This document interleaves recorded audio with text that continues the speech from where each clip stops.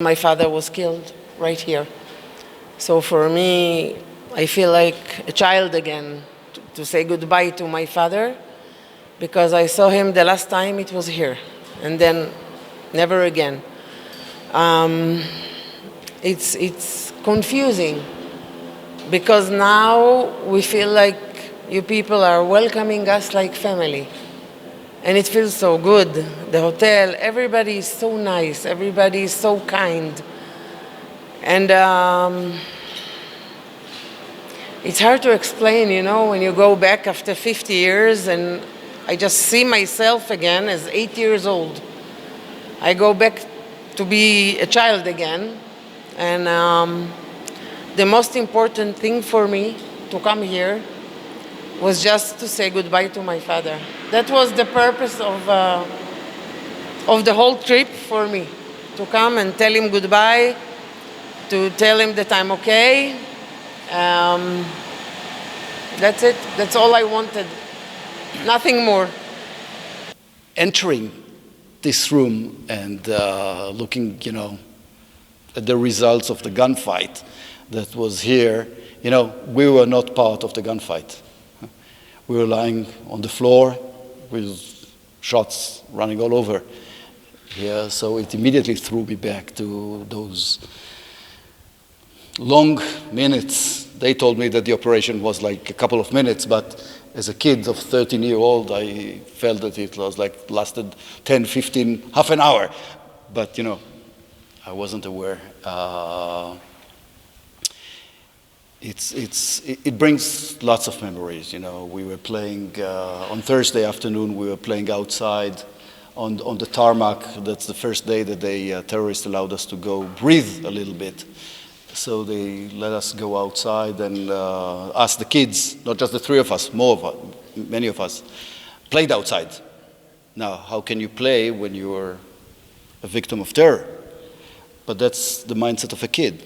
They let you play. So you take the opportunity and you go back to your routine of playing, masking to some extent the terror and the fear, until we made too much noise, so Shai got slapped by the German terrorists, which was like a wake-up call. Hello, you're not in a playground, you're under a terror.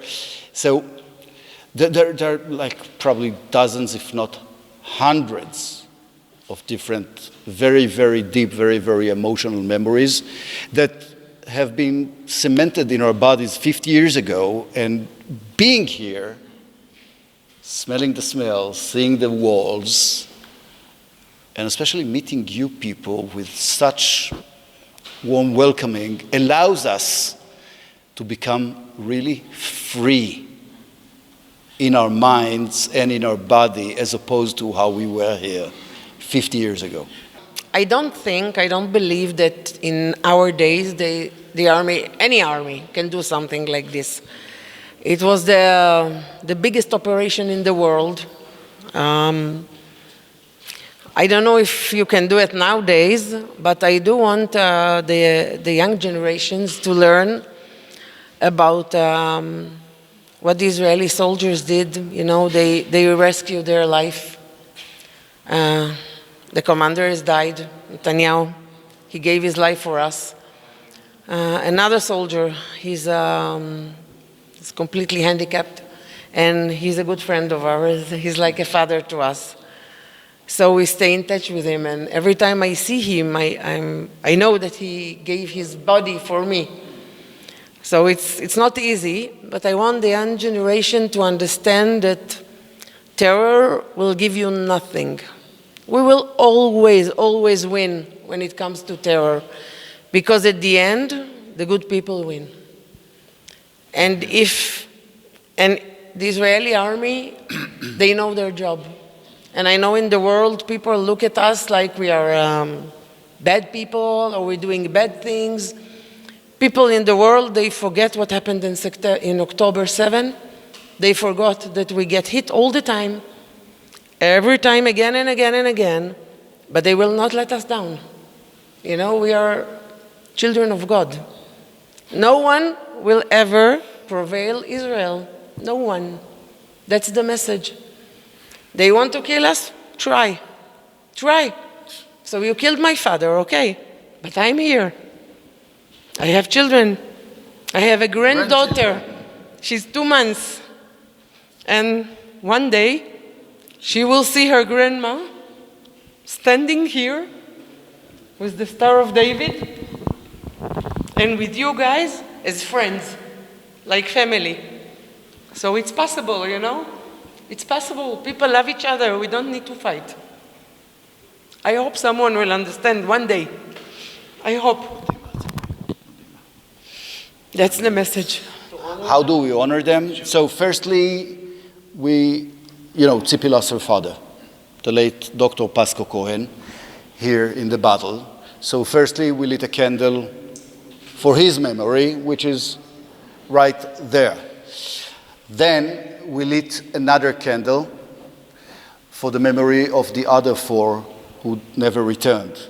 There were another 3 hostages that never returned: Ida Borochovich, Jean-Jacques Maimoni, and Dora Bloch, who was killed after Idi Amin's security forces kidnapped her from the hospital and killed her cold-blooded. But last and not least, Yoni Netanyahu, the commander of the Sayeret Matkal, of the commando unit, who was placed right on the tarmac in front, guarding his people, telling each one of them where to go, got shot from this tower right above us. And I'm speaking very, very frankly and very, very openly. We're surrounded by Ugandan soldiers. And I should have been feeling quite terror to being surrounded again by Ugandan soldiers. Okay? I'm not. I feel very, very comfortable. I feel at home. I feel safe. I feel that people want to be with me. So whoever was the Ugandan soldier that did his job back then, 50 years ago, that it's not the same as the Uganda that we face and meet today. And I am fully thankful for you allowing us to feel, not just to articulate, but to feel internally in our bodies that warm feeling of security and freedom that we so much wanted to close the circle in this specific place. We're simple people. I always say, I was at the wrong place at the wrong time and got hijacked, and I was at the right place at the right time to didn't get a shot in the head and kill myself and get killed. I am no hero, neither is Shai nor is Tzipi. The heroes are the soldiers and the pilots. We're no heroes, we're simple people. And we're getting treated as if we are very important people, celebs. So it's a little awkward for us. But at the same time, we understand what is that message from Uganda to Israel through us. And I'm replying in kind and saying, after 50 years, or many years back maybe, Uganda has changed. And Israel and Uganda are like that. And the best testimony for that is the way that you treat us from the minute we landed yesterday until the minute we take off tomorrow morning. And I know, I'm sure Tzipi and Shai are the same, we now have friends in Uganda. Good friends that we can call and we can talk and we can exchange ideas, and with the media, very, very open, write some things and comment on something and share our ideas or our message that love and peace and friendship eventually will always prevail, no matter what challenges others will try to put in front of us.